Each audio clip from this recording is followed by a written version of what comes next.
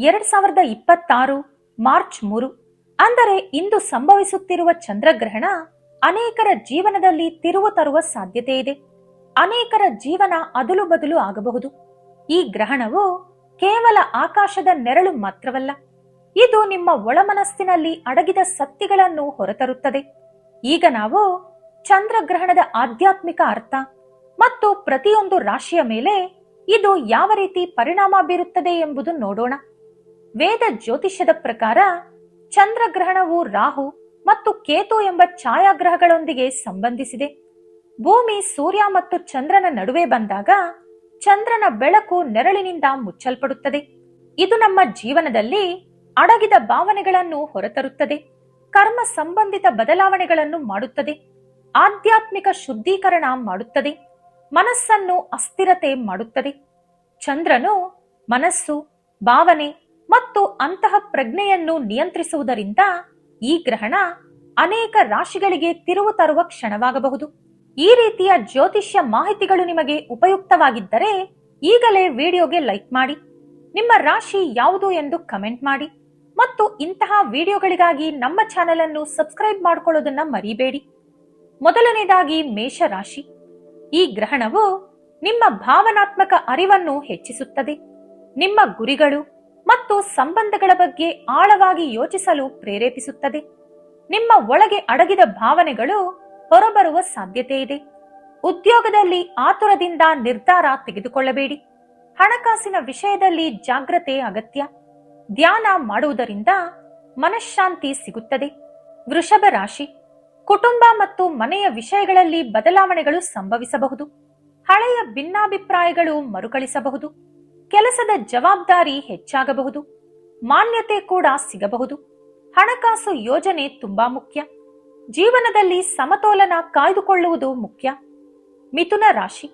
ಸಂಪರ್ಕ ಮತ್ತು ಮಾತುಕತೆ ಮುಖ್ಯವಾಗುತ್ತದೆ. ತಪ್ಪು ಅರ್ಥೈಸಿಕೊಳ್ಳುವಿಕೆ ಸಂಭವಿಸಬಹುದು. ಸಹೋದರರು ಅಥವಾ ಸ್ನೇಹಿತರಿಗೆ ಬೆಂಬಲ ಅಗತ್ಯ. ಪ್ರವಾಸ ಯೋಜನೆ ಬದಲಾಗಬಹುದು. ಪ್ರತಿಕ್ರಿಯೆ ನೀಡುವ ಮೊದಲು ಯೋಚಿಸಿ. ಕಟಕ ರಾಶಿ. ಇದು ಚಂದ್ರನ ಅಧಿಪತಿ ರಾಶಿಯಾಗಿರುವುದರಿಂದ ನಿಮಗೆ ಹೆಚ್ಚು ಪರಿಣಾಮ ಬೀರಲಿದೆ. ಭಾವನಾತ್ಮಕ ತೀವ್ರತೆ ಹೆಚ್ಚಾಗುತ್ತದೆ. ಸಾಲ ಕೊಡುವುದು ಅಥವಾ ತೆಗೆದುಕೊಳ್ಳುವುದು ಬೇಡ. ಆಧ್ಯಾತ್ಮಿಕ ಚೈತನ್ಯ ಹೆಚ್ಚುತ್ತದೆ. ನಿಮ್ಮ ಅಂತಹ ಪ್ರಜ್ಞೆಯ ಮೇಲೆ ನಂಬಿಕೆ ಇಡಿ. ಸಿಂಹ ರಾಶಿ. ನಿಮ್ಮ ಗುರುತು ಮತ್ತು ಸಂಬಂಧಗಳಲ್ಲಿ ಬದಲಾವಣೆ. ಕೆಲವು ಸಂಬಂಧಗಳು ಗಾಢವಾಗಬಹುದು, ಕೆಲವು ಸಂಬಂಧಗಳು ದೂರಾಗಬಹುದು. ಅಹಂಕಾರದಿಂದ ದೂರ ಉಳಿಯಿರಿ. ನಿಮ್ಮ ಒಳಮನಸ್ಸಿನ ಅಗತ್ಯಗಳನ್ನು ಅರಿತುಕೊಳ್ಳಿ. ಕನ್ಯಾ ರಾಶಿ. ಆರೋಗ್ಯ ಮತ್ತು ದಿನಚರಿಯಲ್ಲಿ ಬದಲಾವಣೆ. ಕೆಲಸದ ಒತ್ತಡ ಹೆಚ್ಚಾಗಬಹುದು. ಸಣ್ಣ ವಿಷಯಗಳನ್ನು ಅತಿಯಾಗಿ ಯೋಚಿಸಬೇಡಿ. ಆರೋಗ್ಯಕರ ಅಭ್ಯಾಸಗಳನ್ನು ಅಳವಡಿಸಿಕೊಳ್ಳಿ. ಮಾನಸಿಕ ಶಾಂತಿ ತುಂಬಾ ಮುಖ್ಯ. ತುಲಾರಾಶಿ. ಪ್ರೇಮ ಮತ್ತು ಸೃಜನಶೀಲತೆಯಲ್ಲಿ ತಿರುವು. ಪ್ರೇಮ ಸಂಬಂಧ ಪರೀಕ್ಷೆಗೆ ಒಳಗಾಗಬಹುದು. ಮಕ್ಕಳ ವಿಷಯದಲ್ಲಿ ಗಮನ ಅಗತ್ಯ. ಹೂಡಿಕೆಗಳಲ್ಲಿ ಜಾಗ್ರತೆ ವಹಿಸಿ. ಸಕಾರಾತ್ಮಕವಾಗಿ ಭಾವನೆಗಳನ್ನು ಬಳಸಿಕೊಳ್ಳಿ.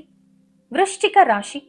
ಕುಟುಂಬ ಮತ್ತು ಆಸ್ತಿ ವಿಚಾರಗಳಲ್ಲಿ ಚಲನವಲನ. ಅಡಗಿದ ಸತ್ಯಗಳು ಹೊರಬರುವ ಸಾಧ್ಯತೆ.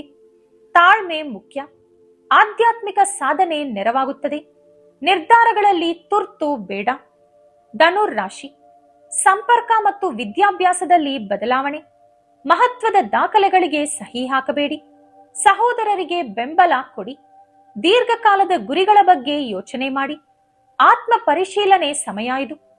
ಮಕರ ರಾಶಿ. ಹಣಕಾಸು ಕ್ಷೇತ್ರ ಸಕ್ರಿಯವಾಗುತ್ತದೆ. ಅಕಸ್ಮಾತ್ ಖರ್ಚು ಬರಬಹುದು. ಗುಪ್ತ ಆದಾಯ ಮೂಲಗಳ ಸಾಧ್ಯತೆ ಇದೆ. ಭಾವನಾತ್ಮಕ ಖರ್ಚುಗಳನ್ನು ತಪ್ಪಿಸಿ. ಸಹನೆಯಿಂದ ಮುಂದುವರಿಯಿರಿ. ಕುಂಭ ರಾಶಿ. ನಿಮ್ಮ ಜೀವನದ ದಿಕ್ಕಿನ ಬಗ್ಗೆ ಪ್ರಶ್ನೆ ಮೂಡಬಹುದು. ತೀವ್ರ ನಿರ್ಧಾರ ಬೇಡ. ಆರೋಗ್ಯದ ಬಗ್ಗೆ ಕಾಳಜಿ ಇರಲಿ. ಧ್ಯಾನದಿಂದ ಸ್ಪಷ್ಟತೆ ಸಿಗುತ್ತದೆ. ನಿಮ್ಮ ಒಳಗಿನ ಉತ್ತರಗಳನ್ನು ಹುಡುಕಲು ಪ್ರಯತ್ನಿಸಿ. ಮೀನ ರಾಶಿ. ಉಪಚೇತನ ಮನಸ್ಸು ಸಕ್ರಿಯವಾಗುತ್ತದೆ. ಹಳೆಯ ಭಯಗಳು ಹೊರಬರುವ ಸಾಧ್ಯತೆ ಇದೆ. ಗುಣಮುಖವಾಗುವ ಸಮಯ ಇದು. ಪ್ರಾರ್ಥನೆ ಮತ್ತು ಧ್ಯಾನ ಲಾಭ ಕೊಡುತ್ತದೆ. ಅರ್ಥಪೂರ್ಣ ಸಂಭಾಷಣೆಗಳಿಗೆ ಮುಂದೆ ಇರಿ. ಚಂದ್ರಗ್ರಹಣದ ಪರಿಹಾರಗಳು. ಇದನ್ನು ಎಲ್ಲರೂ ಕೂಡ ಮಾಡಬೇಕು. ಓಂ ನಮಃ ಶಿವಾಯ ಅಥವಾ ಮಹಾಮೃತ್ಯುಂಜಯ ಮಂತ್ರವನ್ನು 11 ಅಥವಾ 108 ಸಲ ಜಪ ಮಾಡಿ. ಗ್ರಹಣದ ಸಮಯದಲ್ಲಿ ಊಟ ತಪ್ಪಿಸುವುದು ಉತ್ತಮ. ಗರ್ಭಿಣಿಯರು ಮನೆಯೊಳಗಡೆ ಇರಬೇಕು. ಗ್ರಹಣದ ನಂತರ ಎಲ್ಲರೂ ಸ್ನಾನ ಮಾಡಬೇಕು. ಅಕ್ಕಿ, ಹಾಲು, ಸಕ್ಕರೆ ದಾನ ಮಾಡಬೇಕು. ಚಂದ್ರಗ್ರಹಣವನ್ನು ಭಯದಿಂದ ನೋಡಬೇಡಿ. ಇದು ನಿಮ್ಮ ಒಳಗಿನ ಅಶುದ್ಧತೆಗಳನ್ನು ದೂರ ಮಾಡುವ ಅವಕಾಶ. ಮಾರ್ಚ್ ಗ್ರಹಣ ಭಾವನಾತ್ಮಕ ಜಾಗೃತಿ ನೀಡುತ್ತದೆ. ಆಗಸ್ಟ್ ಗ್ರಹಣ ಪ್ರಾಯೋಗಿಕ ಬದಲಾವಣೆ ಮತ್ತು ಸಂಬಂಧ ಸೌಹಾರ್ದತೆಯನ್ನು ಉತ್ತೇಜಿಸುತ್ತದೆ. ಜ್ಞಾನದಿಂದ ಇದನ್ನು ಸ್ವೀಕರಿಸಿದರೆ 2026ರ ಚಂದ್ರಗ್ರಹಣ ನಿಮ್ಮ ಜೀವನದಲ್ಲಿ ಬೆಳಕು ತುಂಬುವ ಸಮಯವಾಗಬಹುದು. ಸ್ನೇಹಿತರೆ, ನಿಮ್ಮ ರಾಶಿ ಯಾವುದು? ಈ ಗ್ರಹಣದಿಂದ ನೀವು ಏನನ್ನು ನಿರೀಕ್ಷಿಸುತ್ತಿದ್ದೀರಿ? ದಯವಿಟ್ಟು ಕಮೆಂಟ್ ಮಾಡಿ ತಿಳಿಸಿಕೊಡಿ. ಈ ಮಾಹಿತಿ ಉಪಯುಕ್ತವಾಗಿದ್ದರೆ ಲೈಕ್ ಮಾಡಿ, ನಿಮ್ಮ ಸ್ನೇಹಿತರು ಮತ್ತು ಕುಟುಂಬದವರ ಜೊತೆ ಶೇರ್ ಮಾಡಿ ಮತ್ತು ಇಂತಹ ಜ್ಯೋತಿಷ್ಯ ವಿಡಿಯೋಗಳಿಗಾಗಿ ನಮ್ಮ ಚಾನೆಲ್ ಅನ್ನು ಸಬ್ಸ್ಕ್ರೈಬ್ ಮಾಡಿ. ಮುಂದಿನ ವಿಡಿಯೋದಲ್ಲಿ ಮತ್ತೆ ಭೇಟಿಯಾಗೋಣ. ಧನ್ಯವಾದಗಳು.